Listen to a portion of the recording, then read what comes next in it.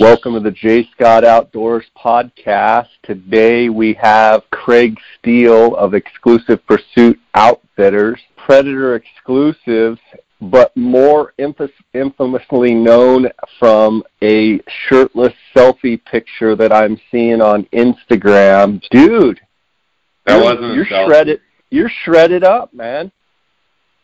That wasn't a selfie, just so you know.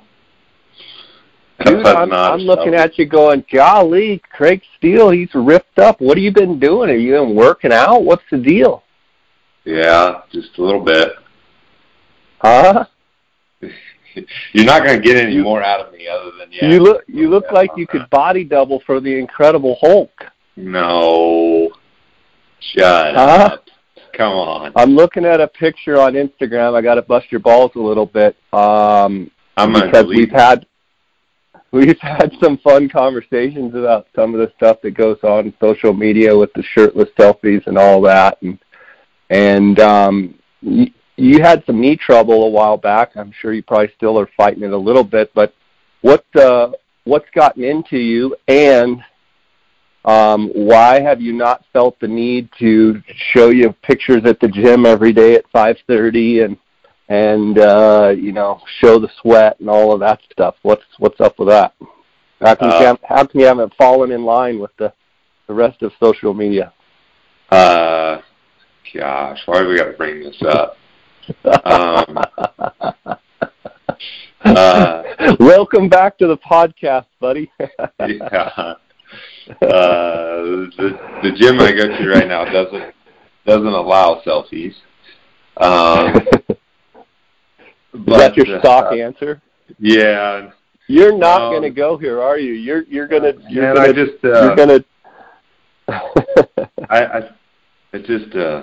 I don't know. It's just one thing. I mean, it's great to be in better shape, but it's just, I don't know. It's just not something that I don't know. It's hard to talk about. I enjoy it, and I think you need to be in good shape.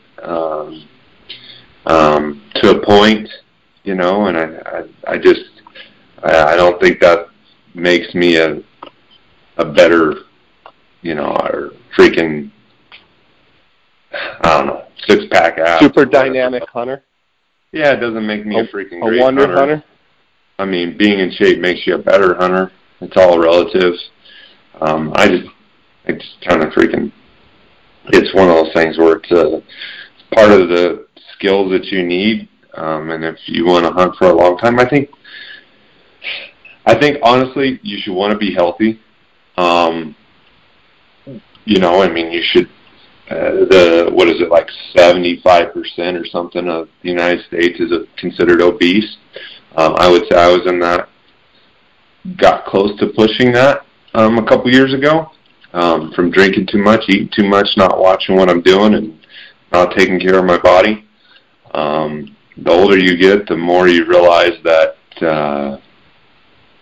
if you're not improving, you're kind of going backwards, and that you can't eat what you once did when you were 23, 25 years old.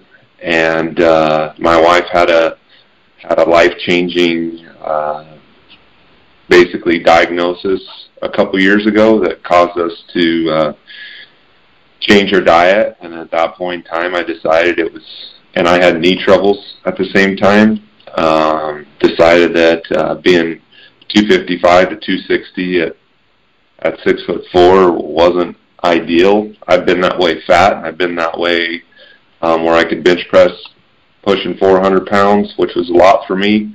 And both ways, you're carrying too much weight around. And it wears on your joints, especially when you have, bad joint genetics. And so, that's where the process began. And I think I'm down around, 38 to 42 pounds, just depends. And I think it gives you a better mental edge, and you just feel better. But on the same token, I'm not out there trying to build a brand or create a following around the fitness category, which really crosses over well, and gets you a lot of likes and followers. And the Instagram, Facebook, social media world, but that's just not my cup of tea or my personality to do that, you know. So holding nothing against. A few questions. Since you've lost a bunch of weight and you've got in shape, you've in my mind you've always been in shape, but now that you're fitter, you're leaner. Have you noticed anything with your joints, with inflammation? You know, does your knee not flare up near as bad with less weight on your body? What have you noticed from that standpoint? Oh man, it's hard to exactly say, like, does it? I mean, because it does flare up.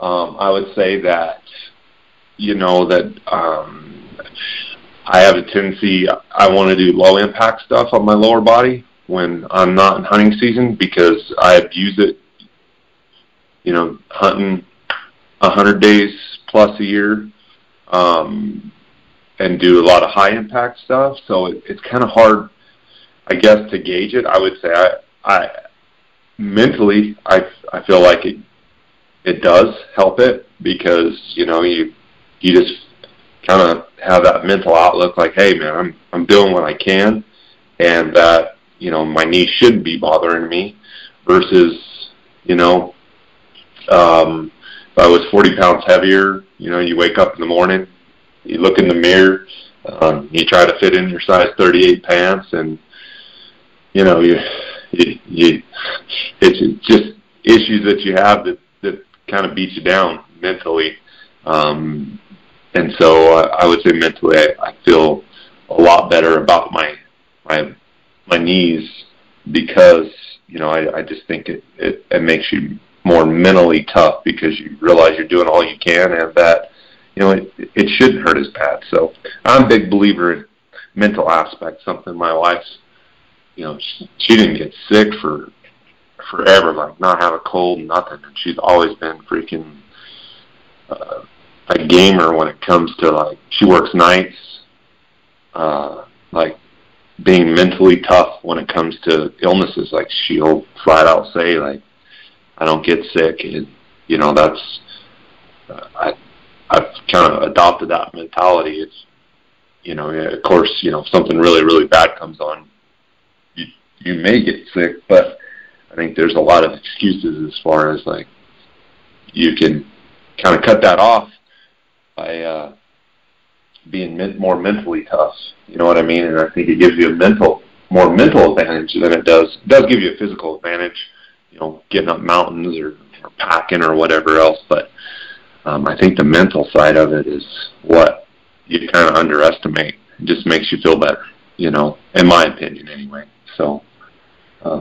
Good stuff. You and your wife recently went to Dominican Republic. I think you celebrated your 18th wedding anniversary. I've never been there. What was it like? What were your impressions of, you know, going there? Well, it was very friendly people. Of course, you know, like 70% of their economy now is based on tourism, so they really pride themselves on you know, taking care of the tourist community. A lot of resorts, obviously, we were at an all-inclusive kind of resort, so everybody was friendly, and obviously, you know, that's how they make their money. As far as flying into it, it's really, it looks like a mesquite, like thick mesquite as far as the terrain, and they have farming there, like I think sugar cane, or I can't remember what they farm there exactly, but they did a lot of farming in there. But a lot of the young farmers are transitioning over into the cities now because of the tourist impact, the economic impact, and to make more money, because they can make more money off of tourism than they can the farming industry. But as far as the country, it's very green, thick, like mesquite type stuff. Asked one of the locals when I went to the shop outside the resort if they hunted, and he kind of laughed. He's like, no, he's like, we've killed everything that we can kill because they're hungry. You know, they like to eat, and they eat whatever they can get their hands on. So there's no, as far as I'm aware of, I haven't Googled it and looked it up, but there's no like regulated hunting there. Nothing really there to hunt other than, you know, livestock, you know.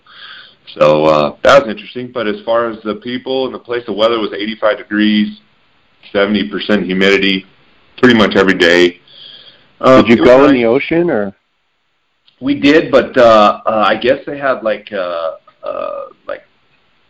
and our resort did a good job of keeping the seaweed kind of mucked out. You know, they were out there grading it and raking it every day. Some of the resorts had some bad seaweed, and you know, so I'm not a huge, like, the water is a lot saltier there, and so if I would have had like a snorkel and stuff like that, it would have been funner. But just to get in the ocean, it was okay there. We did go to part of the Caribbean that was a little bit clearer on a day trip, and that was cool, you know, because you could see in the water and look at the coral and see the fish and stuff like that. But as far as where we were at the beach, it wasn't like, you know, wasn't great. Yeah, I mean, it wasn't great. The sand was nice, but it just wasn't great. The pool area was awesome. I mean, it was a great time, but it wasn't like you know, the best beach in the world, you know. But there was some fishing there. Didn't do any charter. It was definitely a more relaxing, you know, have fun, not do stuff together type trip. Yeah, it wasn't a, you know, we're gonna go rent a fishing boat, and, you know, and you're always leery because you're like, okay, how qualified are these people to be out here on the boat? Where are we going? You know what I mean? So it's one of those things. But they speak, I mean, it's all Spanish down there, you know. So, or, you know, they're all, the people there they're African people that, you know, basically were transitioned over there, that adopted the you know, Spanish. So it's, you know, so they're basically black people that speak Spanish. So it's, and they're big, you know, with a lot of Latin countries are smaller people, but those Dominicans, I can see why they produce a lot of baseball players. They're pretty big sized people, you know, so they're not, you know, they're stout people and a little bit taller than what, you know, most Spanish descent, but they're from Africa, you know, so that makes sense, you know, as far as their size. But it was interesting. It was a good time. I think we had a good time. We were ready to get back, though. The flights weren't bad. Worse on the way down. Did you fly out of Miami or where? No, we flew out of Vegas from Vegas to Panama City to the Dominican. So okay. Landing in Panama City is kind of crazy. I mean, we only were at the airport, but you're just landing on the little peninsula there. Water's dirty, and man, that place looks crazy. So as far as just more like third world type housing, you know. So interesting stuff. Well, that's cool. I'm glad you guys had a good time. I wanted to get you on the podcast. I know we've got Arizona antelope season coming up, obviously elk season. I know you've been out scouting and looking around. Wanted to get a general sense of what the moisture condition, you know, how the monsoons have, you know, come on, you know, maybe what units, you know, the moisture is better than others. Get a little sense of antler growth, horn growth on the antelope, and just kind of get your overall take before the 2018 fall season starts. So I guess I would start with, in your opinion, what you've seen out there, you know, what are conditions looking like in some of the units that you work, and, what's going on out there? Man, that's a lot of questions. So, what is it? It's August 1st, so I'm leaving tomorrow to go do some scouting, pull some trail cameras, and check some more cameras. As far as the number one hot topic, it seems like this year is elk antler growth. Obviously, it was a drier than normal year.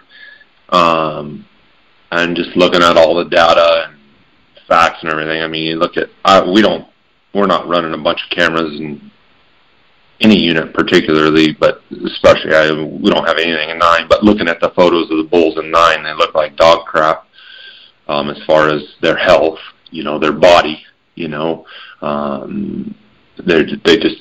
look good. And that unit 9 was exceptionally dry. They were hauling water there real early. There is some bulls that are big bulls in there that absorb the drought and are near normal, I guess, if you call it, for their age and genetics in there. But there's definitely a lot of shorter back ends. And looking at, I think personally, from all the data I've looked at and pictures that I have, that it's definitely a down year as far as a whole. I think that you're going to see a lot of bulls that you're going to see a lot of 5x5s, 6x6s with short fists or maybe shorter beam. But then there is some bulls that did well. I think the western edge of Unit 10 is going to be all right. Looking at the rain maps and the Wallapai res into 18A and 18B is going to have some bulls. And I think, you and I have talked about this a lot. Sometimes I can't get it through people's heads is those bulls, where they're at right now, Lord knows where they're going to be in 60 days. They travel so much, and I see so much hype, and then there's more clients now wanting to talk about velvet bulls and whatnot. And unless you have an auction tag and you're willing to pay that auction kind of price, and you still aren't, unless they show up on trail camera or somebody happens to see them, you are not going to keep track of the damn bull. They don't have any bones about traveling 30 or 40 miles, and so, we get a lot of that where, trying to explain hey, we got bulls that we trail camera that we don't know where they go during the rut. You know what I mean? And we've killed bulls that have, been on the Wallapai res that have traveled in a week's time, traveled 35 miles, So it's going to be a lot of mix or match, but I think if bulls that are living in those, kind of areas, that wherever they end up, there's still going to be some big bulls that are taken, I think the thing about Unit 10 that I'm really liking, that some guys have maybe underestimated, is the tags cuts over the last couple of years are helping a few bulls get to the age class that they need to be. Whereas Unit 9 still has some permit issues, and just Unit 9 just isn't as drought resistant. I wouldn't say Unit 10 is they're not drought proof. I mean, there's definitely going to be some shorter back ends. But as far as what I've seen, and the monsoon really doesn't help too many bulls at all, because it comes too late. They don't have enough time to put on the weight that they need to put on. It will help our deer south of the Grand Canyon, because they're, a lot of our deer are just out to their 4x4 out to their second branches. So this monsoon is really going to help them. So as far as antler growth, I think you can consider it. It's going to be, and I know some of the units, 22, 23, on the rim and stuff were horrible. I mean, I think it's going to rank up there with like a 2007, 2014. I don't think it's going to be a 2002. I don't think it was as bad as that, and based on the data and everything that I have and pictures and whatnot. But I think it's going to rank up there with a 2007 or 2014. And there's still going to be big bulls killed. 350 plus bulls killed. And it's going to be interesting to see, what happens as far as, obviously they killed a couple good bulls a good bull, a really big bull with the auction, looked like a res bull. And so, with that, I think elk antler growth is going to be slightly below average as a whole. It doesn't mean that there's not going to be big bulls at all, because there is. I got trail cameras of some big bulls, and some of the bulls that I've got trail cameras of, pictures of, it's weird because some of them, one of them in particular I've had trail camera pictures of. He's 6x7. He was, first started getting pictures of him in 2015, and he was probably 6.5, and he's slightly bigger than what he was then, but the age is what is what probably promoted him to be a little bit bigger this year, than he was then, because he's got 3 more years of age on him. And then there's another bull. He's a straight 6-point. And first started getting pictures of him 2 years ago, and he was probably a 340 bull then, probably same 5.5 years old or so. And he's probably a mid 360 bull this year. So, but age helped him. So there's another bull that first year I got pictures of him in 2015, 2016. He was probably in the 385 to 395 range. And this year, he was an extremely old bull, and this year he's cracked. He's a 300-inch 6-point. What did he do? He's got an injury. Lose it all. He's got an injury, and he doesn't have the back end. In fact, his body doesn't look bad, Jay. His body shape actually looks better than some of the other bulls in the area. I don't know if it's just a matter of age. I think another thing that I often wonder, because there's so many variables that we don't know, and going back to these bulls that travel and rut hard, we don't know how hard an angel, unless we have them GPSed, how hard a bull, how far a bull goes, to rut, and then if he gets an injury, or, let's say, we have 2 bulls that are the same, let's say they're identical twins, and they're 9.5 years old, so they're in their prime, and one bull travels 5 miles to rut, and the other bull travels 45 miles. The bull that travels 45 miles, he gets an injury, twists his knee, can't get to where he normally gets to winter, or where he needs to be because he's, sore-legged. And one would think that the bull that only travels 5 miles is probably going to go into the year, he doesn't have to put on the body mass, that other bull does. And so those are variables that I think play in that often, obviously, how do you keep track of that, So I think those, sometimes we don't see that, and we just assume, that bull, he's going to be a stud because we have good feed. Last year, there was a lot of bulls that I thought should have been bigger than they were the previous year because of the moisture, and they weren't. They were smaller. They went down. And so that leads me to believe that maybe that they were traveling a little bit more than what I anticipated, and maybe some dynamics changed, But overall, the one thing we can keep track of is the feed and rain, you know what I mean?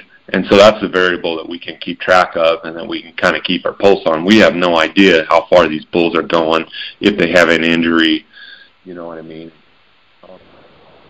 Could impact, you know, their horn growth or what they do, you know. So I think there's a lot of that goes on that, you know, that the variable there that is something that, you know, now that we have trail cameras and now that we, you know, can kind of compare year after year and look at data and look at everything, you know, there's a little bit more to it, you know, although the rain and the nutrition is, you know, the feed is something that we dang sure, you know, have more. So as far as elk goes, you know, I would say, you know, if, you know, more than likely there's a lot of max point holders that held back this year. So if you got a tag, like in 2014, you can go to orghunt.com and look at the 2014 Southwest Drought Report. It was a very similar year in 10 and 18 and 19B and Unit 8 and 9. I was in Unit 9 that year. I seen one bull and we hunted him the entire time that I thought was 375 plus. That's the only bull that I saw in there. They killed a giant out of there that year that I thought was 375 plus. And then in Unit 10, we killed the biggest bull we've taken at Exclusive Pursuit Outfitters, who grossed, I think it was like 415. So, you know, if you drew a tag and, you know, you're in that mid-range points, like, there's still going to be big bulls, you know what I mean? They didn't all just die and shrivel up. It's just, you know, just expect to see some short back ends, some bulls that, you know, went through some, you know, more droughty conditions. And, you know, I would say that, you know, I'd still go with the mindset I'm going to shoot a 350 bull, you know, as far as an archery elk mindset. So you think an archery elk hunter in Unit 10 can find 350 plus bulls? Yeah, I do. If they work really hard? Yeah, I do. You know, I really do. I think, you know, but, you know, as well as I do, not everybody's going to, you know, as far as work really hard. You know, I think the biggest roadblock is mentally setting yourself up to thinking, you know, if you're in that mid-range, so you drew, you know, based on 5 to 10 points, you know, you got the dang tag, you know what I mean? So go hunt hard, you know what I mean? And don't let that get in your way, and just expect, you know. A lot of times, too, I think guys, they see a short fifth, you know, and they don't account for the big old loop in front. You know, you can get to 350, 360 like that. I just don't expect, you know, especially on some of the, like, let's say a 5.5-year-old bull or like the really old bulls. I think those are the ones that are going to be impacted the most, because, you know, you get a young 5.5-year-old, 6.5-year-old who maybe he was sprouting up in his back end, and maybe this year is going to cut him down a little bit. He's going to lose 10, 15, 20 inches in that back end, and, you know, it might save his life this year, you know, because he had bomber genetics and whatnot.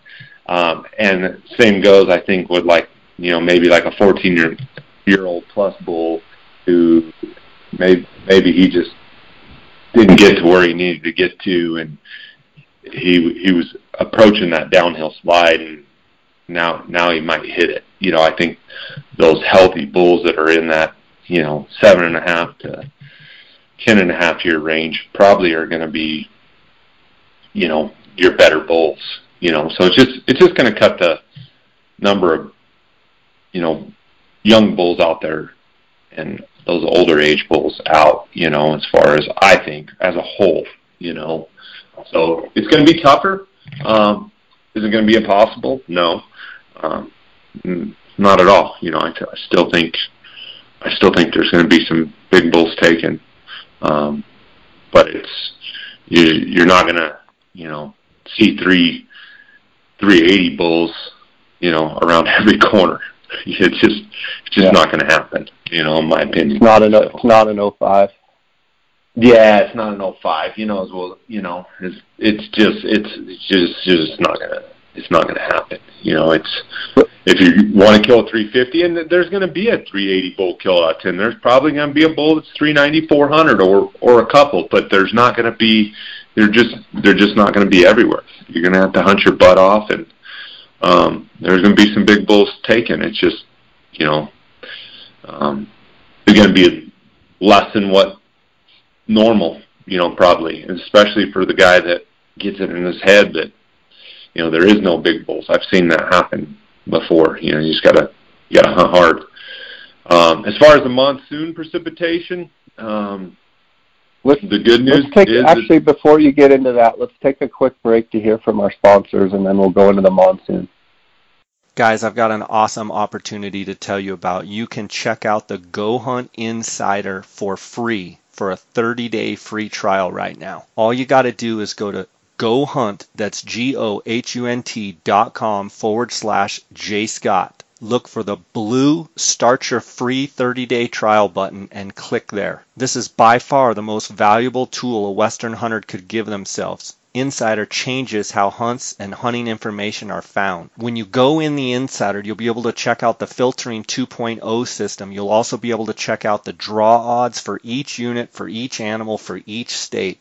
Go Hunt Insider has the best draw odds on the market as far as the most accurate. There's no one that gets as meticulous level of accuracy as Go Hunt Insider. You'll see there's complete coverage of 4,200 different profiles, every unit, every state, every species, every season. In-depth analysis, interactive maps, season trends, unit access, camping and lodging nearby, and historical weather. You'll also be able to see some of the additional benefits, the strategy articles on how to apply, let's say in Arizona for elk, for antelope, for deer. You can go in there and see how in-depth they get.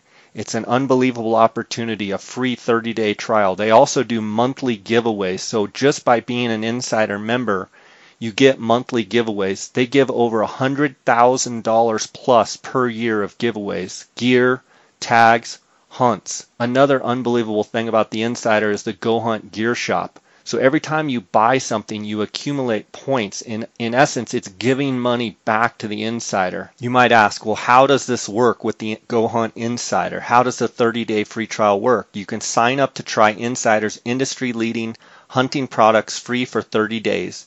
They do take your credit card information so that you can automatically become a member once your 30-day trial ends. You can cancel at any time during the 30-day free trial, and it doesn't cost you a dime. You might ask, how is this different from other resources out there? Insider provides analysis and tools for every unit, every species, and every hunt.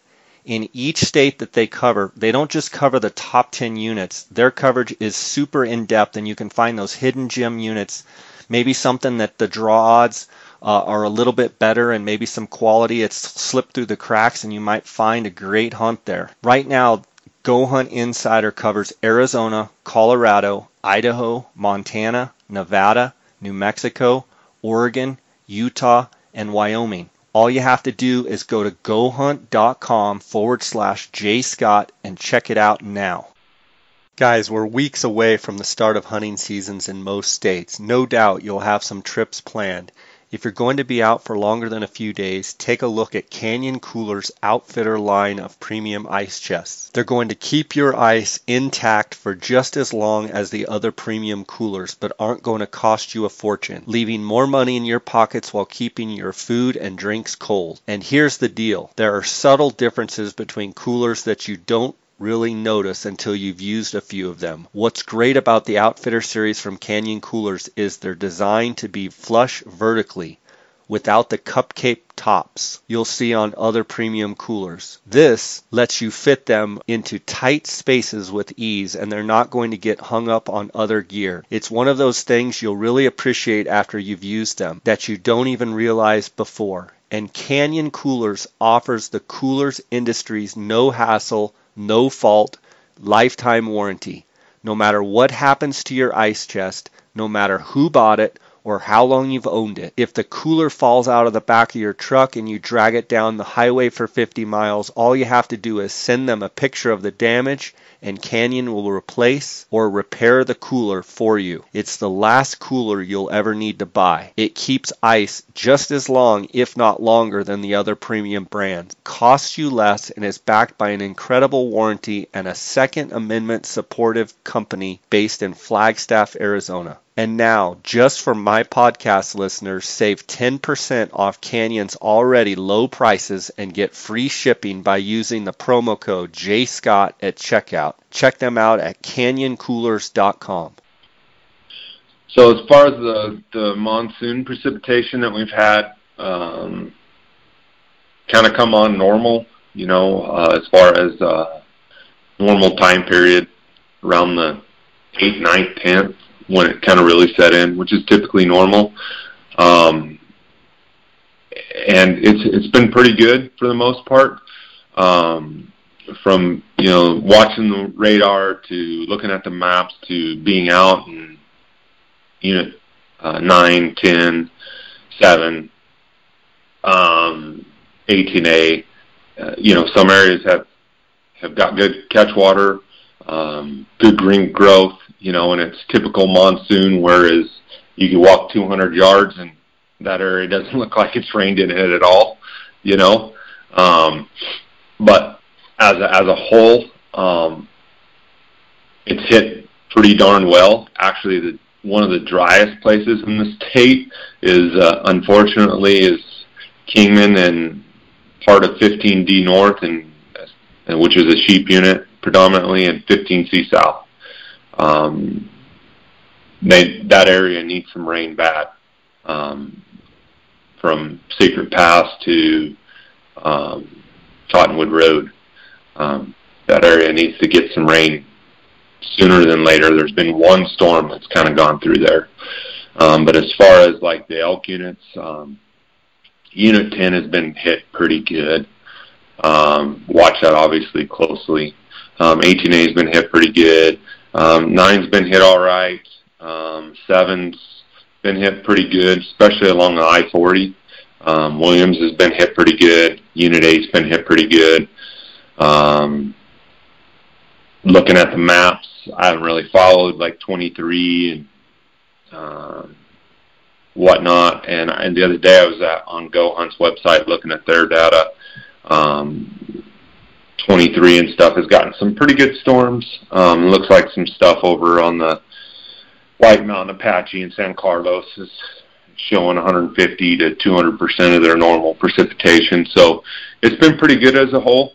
You're talking about starting from, say, July 7th or 8th or so. From July to July, basically July is when it typically starts. July to June usually doesn't happen. If the monsoon usually flares up in June, it usually is an early start, and it's a lot of old timers will tell you and ranchers will tell you that if the monsoon starts in July, or in June, a bunch of storms, that it's going to be a crappy monsoon year. And so you'll hear that a lot. And it didn't start, for whatever reason, it seems like if it starts after the 1st of July to, about July 10th, that's when the optimal start time is great. It usually tends to be a better monsoon than if it starts early. I don't know if there's like a lot of truth to that, but it seems like it anyway. And so August is actually usually the busiest month.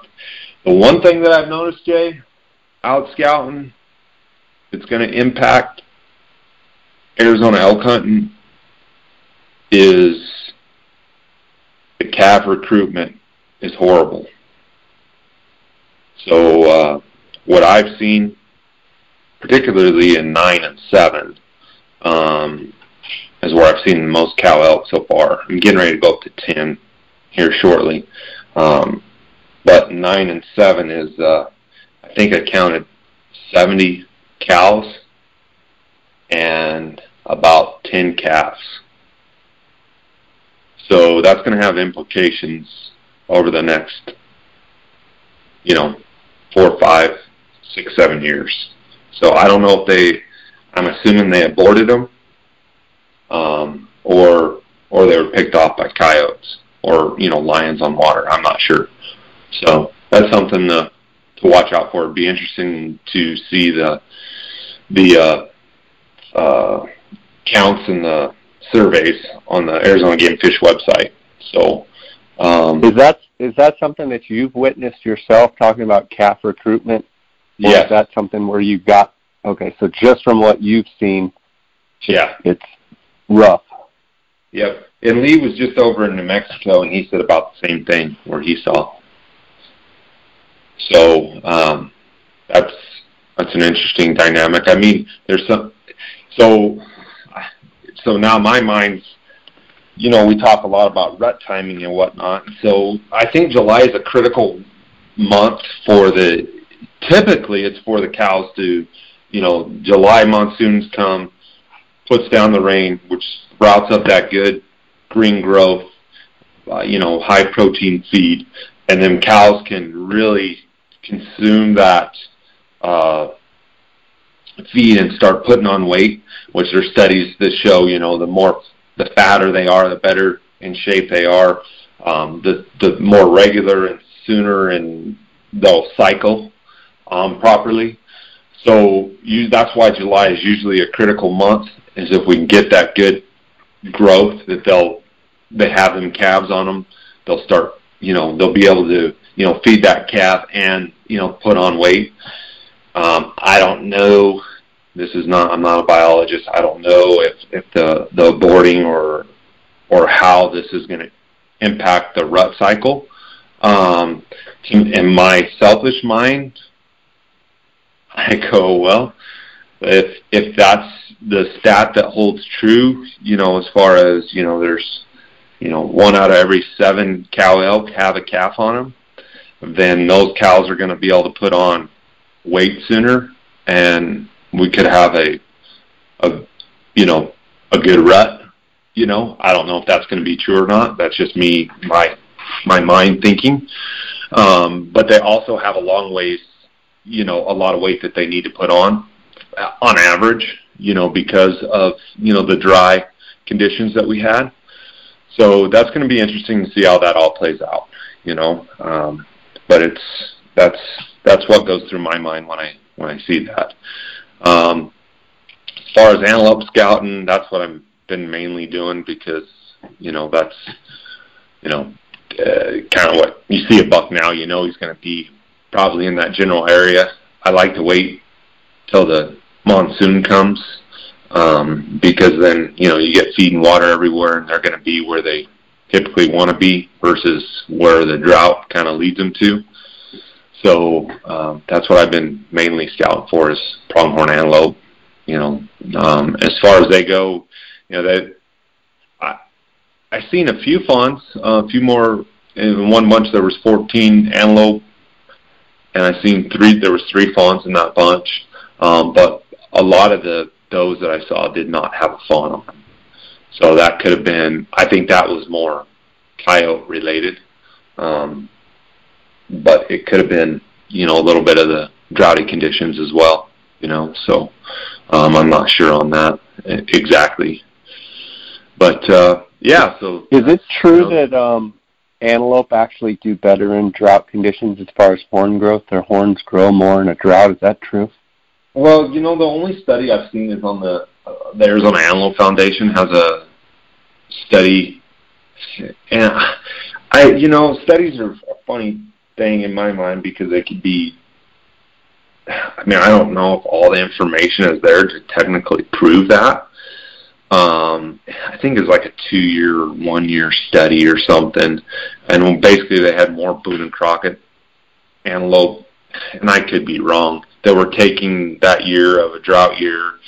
So it kind of sounds like they found that, well, because the antelope were browsing more, and there was no grass to eat, they were browsing more, so that caused them to, do better. There's not as much body weight variable there, you know what I mean? So they're a small animal. They're kind of like sheep. They don't need as much feed. And just thinking about it from a logical, common sense standpoint, and there's also less inches of shrinkage there. You know what I mean? So like a buck goes from 80 to 82, versus there's just less inches of actual horn material there to worry about shrinking. And they have a huge growth cycle. So they, from November to, June, are growing,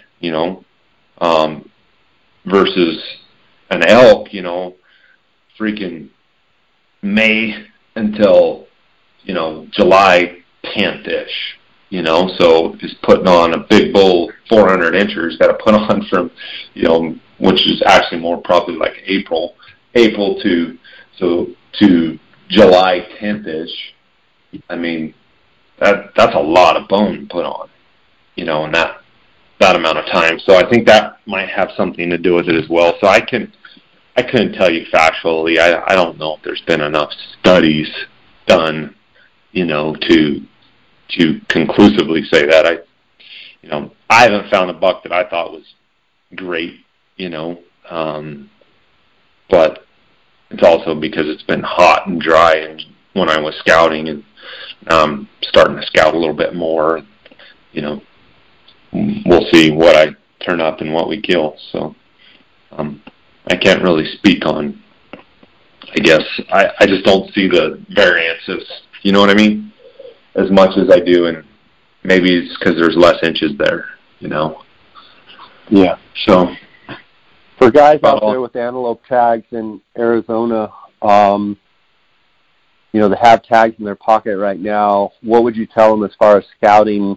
When is the real critical period for scouting for those antelope tags? Right now, or a little bit later? It depends on. I mean, if you have an archery tag, obviously, scouting now is critical because you're first up, and scouting in as much as you can, getting to know the unit and where you want to hunt and where you find the biggest buck, and not get hung up on water, as far as sitting water. Kind of leave that as your ace in a hole, so to speak, but don't get hung up on sitting water because a monsoon storm could come and flood your dreams away. And so if I had an archery tag, I'd be out now as much as I possibly can until the hunt starts, and then find the best buck and best country to hunt them in, and go from there.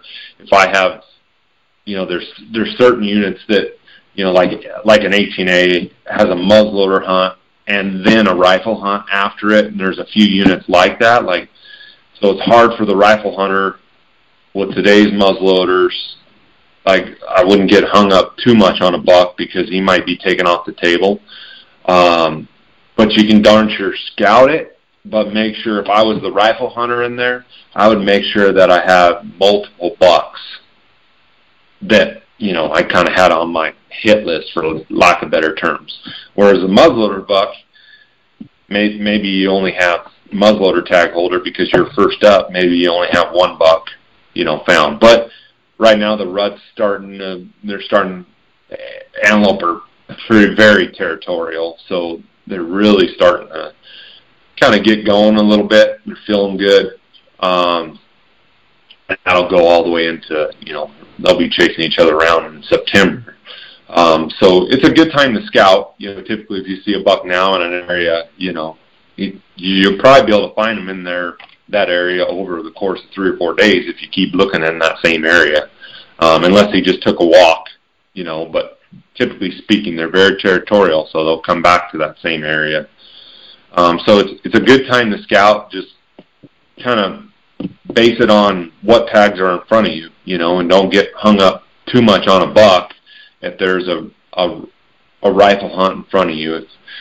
If I'm in a unit 10, where there's 70 something tags or 80 tags, they cut the tags. Have multiple bucks found, and obviously the Bokeus isn't open yet. I think it opens, 7th or something like that. Don't quote me on that. I'm not sure. But you need to have, I would have multiple bucks found in there, or try to, and don't get, if you're find a big buck, just realize that especially if he's out in the open, that you're going to have competition. There's a lot of guides in there, and a lot of, kind of any antelope that's out in the open is going to have multiple guys on them, more than likely. And then, some of the other units, if you have a hunt before yours, just don't get hung up on one particular buck, because you might be very disappointed. Usually archery hunters run about 5 to 15% success. So nothing against archery hunting, but a lot of times, unless like 19 Beast tends to average a little bit higher, it seems like, success rate for the archery hunters. I think it's because there's a little bit more trees and stuff like that. But just be aware that, archery hunters typically aren't killing all the bucks, So I would bet that, especially if the buck's out in the open, the archery hunter isn't going to get him killed. So, I guess I don't know if that answers your question, but I would just be mindful of how many hunts you have. And right now is a great time to scout antelope, Let me shift gears a second here. You had a 15D North sheep hunter last year, and I forget if it was 15D or if they split the unit off the top of my head, but you can remind me. Yeah, 15D completely, so it was open. Okay, so now they've switched it 15D North and South, kind of how they used to be. Your client shot a phenomenal ram, and then the sheep draw comes out. Do you have a client for sheep at this time? And what have you been seeing out there as far as sheep, or have you been out much? Are you looking for a sheep client? What's your status with Bighorn Sheep right now? Well, currentI don't have a sheep hunter. Which you want a sheep hunter? Oh yeah, I would love to. I could have had one in a different unit, but I kind of like to stick. Lee and I like to kind of pool our resources, and we're not a big monstrous group trying to book every hunt and trying to get into every picture. So we look cool, or for marketing purposes. So I kind of we stick on our sheep to the units that we think we can do a great job in. And so with that being said, it really limits, the number of, people that A, draw a sheep tag, and B, value it enough to pay for a guided hunt. So 15D, 15D South, 15C South, 15C North, all those units, 16A, those units right there are the units that, I want to be in for us, just because, we just don't have the resources, nor do we care to go, to another unit that's in southern Arizona or, way over in the central part of the state, because we're just not going to do as good of a job as some other people. So just like some other people coming up here to guide, they're just not going to do as good a job as what we can do, just because of the resources. But as far as sheep, honestly, I went out once. It's been a month ago. It was hotter than heck. I did not see a single sheep. I went out to D South, but it was hotter than heck, and I'm mainly glass from the road. I don't, as well as I do. I don't go out. I have hunts, so I don't go out and just often and just randomly just go film sheep just because of my time. I got wife and kids and other things going on. I will go out, and look if I feel like I need to. But I'm not just out there just, trying to be this sheep guru of content. You know what I mean? So if we get a hunter, I know I can do a damn good job, and we scout the heck out of it and work like hell. And, find the sheep, and go from there. But I just don't go out like that, because I do multiple things, and some of the units are 15 minutes to an hour from my house. So and it's hotter than heck, and the sheep are around water, but you still have to combat the middle of the day if you go out. And so I have plenty of other things I'm working on. Okay. So my wife just peeked in and told me what time it was.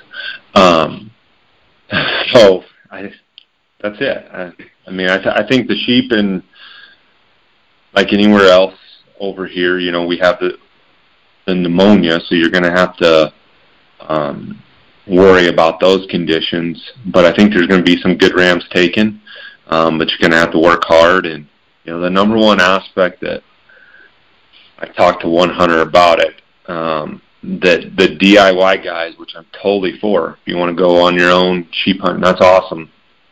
But the number one thing, and you and I have talked about it, is a lot of DIY guys, they burn themselves out in the scouting, and then they get out there and their buddies talk them in to shooting, or for whatever reason they shoot a ram way too early, and they just, and which is awesome, if they're happy with it, that's cool.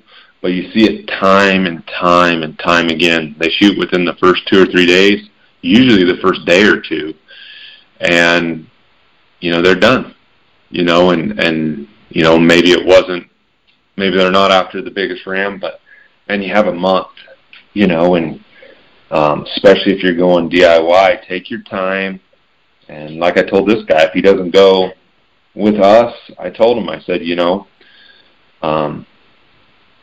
lives about 7 or 8 hours from the unit, hunt it for a few days, take a break, come back, but don't get in a rush. It's a dang sheep hunt, once in a lifetime tag.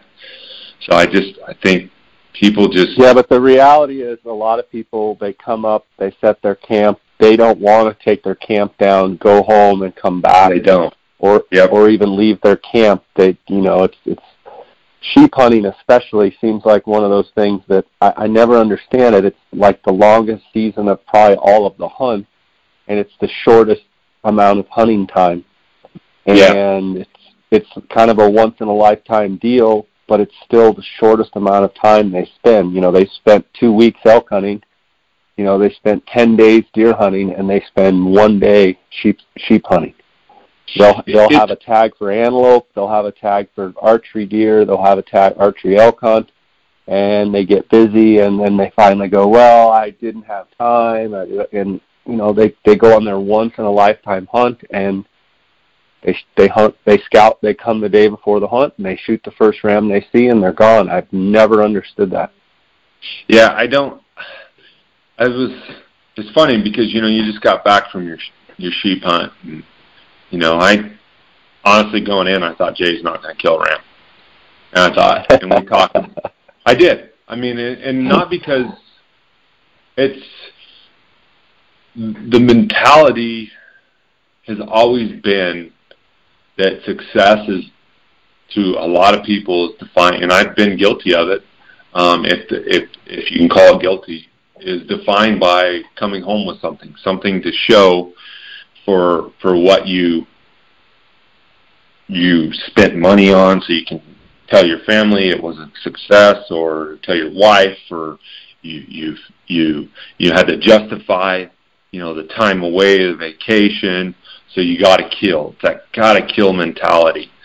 And I often wonder, like, for the guide and outfitter that you just went with, like that, I followed your stuff, and you're like, I didn't have to kill. I still had a great time, and I see where people comment like, don't you feel like you weren't successful, or don't you feel like you didn't get your money's worth, or don't you feel like they could have done something? And you're like, yeah, they might have been able to do some preseason scouting, but that's not what they do because of logistics or whatever else. I often feel like it's funny how people say like the success is in the experience, but there's very few people that actually deep down really get that. You know what I mean? And really, like, understand, like, you don't have to kill. That's the beauty of trophy hunting, is like, you don't have to kill.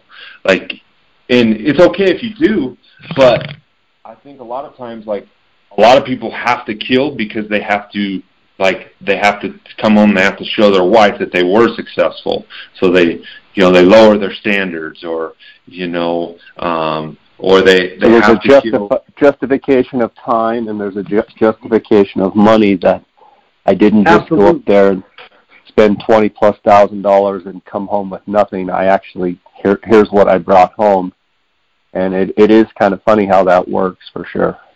It is. It's just, and so, you know, going back to that, like, enjoying the process, you know, that's what I love about, you know, guiding, is I get to enjoy a lot of the hunting process. Obviously it pays me, so if it didn't pay me, I wouldn't guide. You know, I would just help my good friends and, you know, my family, and do my own hunts. But I get to enjoy that hunting process, and that hunting process is what I love. And yeah, to kill, it's awesome. I mean, it's like, you know, putting an extra scoop on the ice cream cone.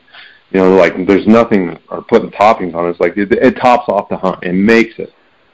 You know, when you get those successes, it makes you come back for more. But all the failures, all the times that you didn't succeed, doesn't mean that you're like, I don't know. It doesn't mean, like, you don't have to. You know what I mean? And it's, I see so many people that, like, they have to kill. They have to kill, whether they go DIY or with a guide, or with, like, they have to kill. You know, that if they don't kill, they weren't successful. And I just think that is, I don't know. And then I find it funny that they go on Instagram and talk about how, you know, they're not a trophy hunter, and, you know, how they just love the hunting, but they love the hunt, but then, you know, they had to get that picture for Instagram. You know what I mean? And I'm guilty of it too, so I can't say I'm not. But I don't know. I think it's one of those cliches in the industry today, where, you know, trophy hunting gets that bad name, but on the end of the day, you know, being a trophy hunter, it means kind of like you're willing to set your standards high, and you don't have to kill. You know what I mean? To make it a success, and most of the time you don't. You know, just like your hunt. You know, so if I was a guy with a sheep tag, you know, the funny part about the guy that I talked to is actually his wife, and it's her first time applying for sheep. So first time applying, and I find that very ironic. Very ironic. Yeah. That's the case, you know. So hopefully if they go on their own, that they take their time, they have a good time, and they go with us. And if I book somebody else, I book somebody else. If I don't book a sheep hunter, then you won't see me posting on social media about how, you know, everybody else sucks, you know, because I don't have a sheep hunter. But well, man, I know you're a busy guy. I know you got to leave town tomorrow. I just want to finish by general recap of your Predator exclusives. Your business has really taken off, and you've been able to provide a great service to people with all your Predator hunting. And I enjoy watching the Predator exclusive videos. And deep down, you love Predator hunting probably more or as much as anything. How is that business going? And you know, just give me the overall sense of how that's going with you. Hang on one second. Can you hear me? Yeah. It's going good. You know, I've got some lion hunts that I'm doing this year, calling lion hunts, which is kind of the first year that I promoted it. As far as hunting lions with predator exclusives, and it's completely calling lions, and I've called in a few now, and I feel like I've got a little bit of a system, and there's enough lions and not enough lions being taken where I live to do 5 to 10 lion hunts a year and have some success at it, and justify clients spending the money without feel like I'm not providing a service. And they're going to hunt with me, which I do have other guys that do other hunts. But the predator exclusive is never going to be a multi-million-dollar business or anything like that, but it's a good business. I love it. When January comes, which is typically when I start doing predator hunts because my big game season slows down, I'm always looking forward to it. Typically hunting January through March for me, I'm usually doing predator hunts. And it's just a change of pace. It's something that I always love to do. I'm out in the field. It's just it's like we always talk about. A coyote's a coyote, a turkey's a turkey. It's just fun, man. It is so much fun. And guys get a chance to experience something different. I get to experience something different than just these high pressure, big game tags, big game hunts, where it seems like there's a lot of pressure. These are just a lot less pressure, and guys just have a great time. So it's going good, and plan on continuing doing it for a long time. So if anybody wants to do a predator hunt, it's funny because I just had a client yesterday. He didn't book a hunt right away. We let the past clients book the first spots every year, and he kind of goes through that phase where we give him a month to book their spot. Well, he didn't book a spot. Now he's trying to fit into the calendar, and I just can't fit him into the calendar. And he's whining to me, and I'm like, well, I told you. And he's like, I know, but now I'm getting the itch to go again. He's like, please squeeze me in. And I'm like, I'll try, but, at the end of the day, I can't bump somebody else, that I booked. We still have a lot of open spots, but just my schedule is limited, I'm only one person, and so, yeah, that's right it, on, Jay. Well, it's always great talking to you, and look forward to seeing how you and your buddies and your guides do with Exclusive Pursuit this year on antelope and elk, and we'll have to check in with you mid-September and get kind of a mid-season rut report. And yeah, buddy, thanks for your time. Awesome, Jay. Sounds good, man. Good talking with you. Thank you. All right. Catch you later.